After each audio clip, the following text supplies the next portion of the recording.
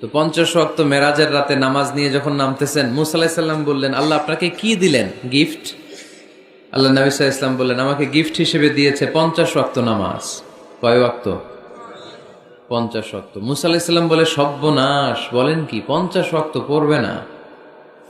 আমি তো আপনার আগে দুনিয়াতে নবী হিসেবে এসেছিলাম, আমার ফিল্ড ওয়ার্কের এক্সপেরিয়েন্স আছে, উম্মত চড়াইয়া খাইছি তো আমি জানি পড়বে না। আপনি যে দেখেন কমায় আনা যায় কিনা। পড়ি নাকি আমরা? 5 ওয়াক্ত তো পড়ি না, ঠিক কিনা? তো গেলেন যে বললেন, আল্লাহ মুসা আলাইহিস সালাম তো বলে যে পড়বে না আমার উম্মত, কমায় দেন না। আল্লাহ 5 ওয়াক্ত কমায়া 45 ওয়াক্ত দিলেন। আবার নেমে আসলেন কত? 45। মুসা আলাইহিস সালাম বলে, আবার যান, আবার পড়বে না, কমায় নেন, ভালো হবে। আবার গেলেন, আবার 5 কম।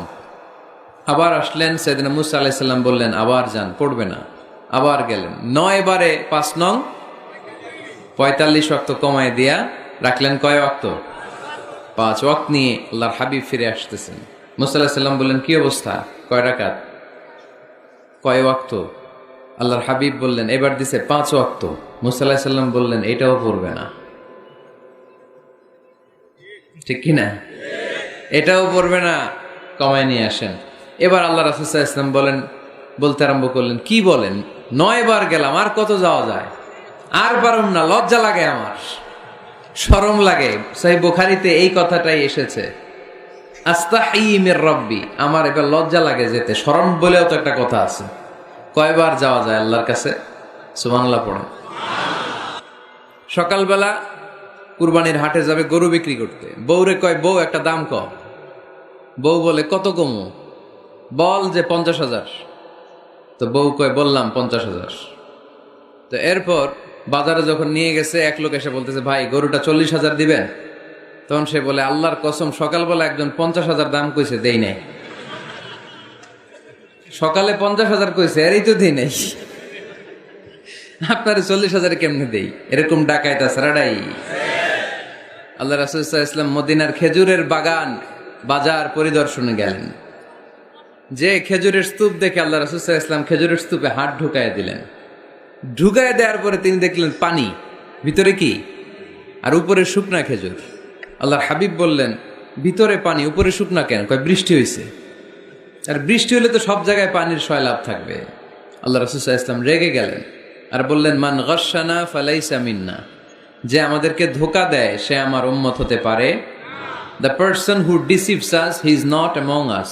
যে লোক আমাদের ধোঁকা দেয় সে আমাদের অন্তর্ভুক্ত। মুসলমানরা কি ধোঁকা দিতে পারে?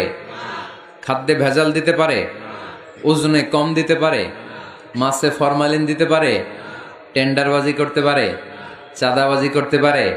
ক্যাসিনোর ব্যবসা করতে পারে? পারে। এজন্য আমরা যেন ধোঁকাবাজি না করি। ধোঁকাবাজে ভরে গেছে বাংলাদেশ। এই ধোঁকাবাজি থেকে আমাদেরকে বেঁচে থাকতে হবে যদি প্রিয় নবীর উম্মত হতে চাই, ঠিক কিনা? তাহলে আল্লাহ তাআলার কাছে সবচেয়ে প্রিয় জায়গার নাম সবাই বলেন। আর সবচেয়ে অপছন্দনীয় জায়গার নাম বাজার। হাদিসটা সহিহ বুখারীতে এসেছে। এমন বাজার যেখানে মদের আড্ডাখানা, যেখানে ক্যাসিনোর ব্যবসা, হারাম ব্যবসা, ওইটা আল্লাহর কাছে অপছন্দনীয়। আল্লাহর হাবিব সাল্লাল্লাহু আলাইহি ওয়াসাল্লামের একটা অভ্যেস ছিল, তিনি কোনো এলাকায় গেলেই প্রথমে একটা মসজিদ বানায় ফেলতেন। সুবহানাল্লাহ পড়েন। তার মানে মসজিদ কেন্দ্রিক তিনি সব করতেন। মস্ক সেন্টার, আগে মসজিদ তারপরে সব। যেমন তিনি মক্কা থেকে যখন মদিনায় হিজরতে আসবেন, মদিনায় ঢোকার আগে কোবা নামক একটা এলাকায় তিনি কয়েক সপ্তাহ ছিলেন। ওখানে এই 2 সপ্তাহের ব্যবধানে একটা মসজিদ বানায় ফেলছেন, মসজিদে কোবা। মসজিদের নাম কি? প্রতি শনিবারে তিনি মসজিদে কোবায় যেতেন, ওখানে যে সালাত পড়তেন। এবং আল্লাহর হাবিব বলেছেন, কেউ যদি, আপনারা যখন মদিনা শরীফে যাবেন, শনিবারে যদি কেউ সকালবেলা আপনারা যে কোবা মসজিদে যে অজু করে, ঘর থেকে অজু করে যে 2 রাকাত সালাত পড়েন, তাহলে উমরা করলে, একটা মাকবুল উমরা করলে যেই সওয়াব, ওই সওয়াব আল্লাহ আমলনামায় দিয়ে দিবেন। কোবা থেকে তিনি মাইগ্রেট করলেন মদিনায়। মদিনাতে যেও তিনি একটা মসজিদ প্রতিষ্ঠা করলেন। মসজিদটার নাম সবাই বলেন, মসজিদে নববী। আল্লাহ রাসূল সাল্লাল্লাহু আলাইহি ওয়াসাল্লাম খুব চমৎকার লোকেশন বাছাই করতে পারতেন। লোকেশন তিনি দেখলেন কোথায় করলে ভালো হয়, কোথায় কোথায় কোথায়, খুঁজতে খুঁজতে এমন জায়গাটা পছন্দ হলো, সেখানে ছিল পুরাতন খেজুরের বাগান, ধ্বংসাবশেষ, আর ছিল মুশরিকদের কবর। আল্লাহর হাবিব বললেন, মুশরিকদের কবরগুলোরে হাড্ডি আর কঙ্কাল সহ উঠায় ফেলো, উঠে আরেক জায়গায় দাফন করো, সুবহানাল্লাহ পড়েন, কেটে সমান করো, ধ্বংসাবশেষ ভেঙে মাটির সাথে গুড়িয়ে দাও, এখানে হবে আমার মসজিদ। স্থাপিত হলো মসজিদে নববী, সুবহানাল্লাহ পড়েন। এখানেই 10 বছর বিষ্ণু ইসা ইসলাম ইমাম ছিলেন, খতিব ছিলেন। এজন্য যারা ইমাম, যারা খতিব, তাদের অনেক দায়িত্ব। তারা বিষ্ণু ইসা ইসলামের রেখে যাওয়া দায়িত্ব পালন করছে। আল্লাহর হাবিবের যে চাকরি ছিল, ইমাম সাহেবদের একই চাকরি। আল্লাহর হাবিবের যে দায়িত্ব ছিল, ইমাম সাহেবদের একই দায়িত্ব, কিন্তু তাদের বেতনটা বড্ড কম এদেশে, তাই না? আহা, সামান্য কিছু বেতন দিয়ে ইমাম মুয়াজ্জিনদেরকে আমরা রাখি, এটা ঠিক না। এজন্য টাঙ্গাইলবাসীদেরকে আমি প্রথম যে মেসেজটা দিতে চাই, ইমাম মুয়াজ্জিন আর খাদেমদের বেতন বাড়ায় দেন। আপনার বেতন বাড়ায় দিবে কে?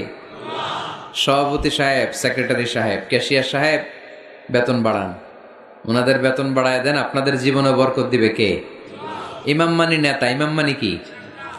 নেতার সাথে যদি আমরা খারাপ আচরণ করি, এটা আমাদের জাতির জন্য কখনোই কোনোভাবে কল্যাণকর হতে পারে না। আল্লাহর হাবিব সাল্লাল্লাহু আলাইহি ওয়াসাল্লাম নিজ হাতে মসজিদ তৈরি করলেন। আমাদের মতো টাইলস আর এয়ার কন্ডিশনের মসজিদ, মসজিদে নববী না, এরকম ছিল না। বালুর ফ্লোর। কিসের ফ্লোর? ছাদ ছিল খেজুর পাতার ছাউনি।